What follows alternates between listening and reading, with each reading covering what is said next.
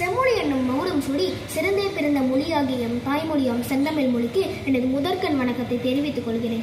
அனைவருக்கும் வணக்கம். இதுவே என் உரையின் துவக்கம். என் பெயர் மு. சாய் மணீஷ். அனைவருக்கும் இனிய குடியரசு தின நல்வாழ்த்துக்கள்.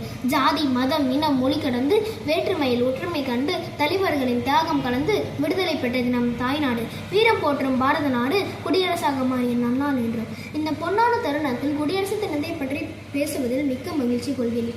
ஜனவரி 26ஆம் தேதி குடியரசு தினம் கொண்டாடப்படுவது ஏனென்றால் ஜனவரி 26ஆம் தேதியில்தான் இந்திய அரசியலமைப்பு சட்டம் அமலுக்கு வந்தது. அதனால்தான் நாம் ஜனவரி 26ஆம் தேதியை குடியரசு தினமாக கொண்டாடுகிறோம்.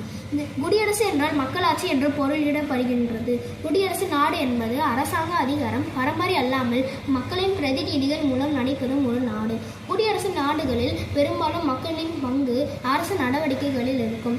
இந்த அற்புதமான தருணத்தில் நம் அணிவை போட்டு போன தாய் நாட்டின் உயிரை துச்சமென எண்ணி போராடி சுதந்திரத்தை பெற்று தந்த நம் தலைவர்களையும் வீரர்களையும் நாம் வணங்கி போற்றுவோம். வேற்றுமையில் ஒற்றுமை என்னும் நம் தனித்துவத்தை மேலும் வலுவாக்குவோம்.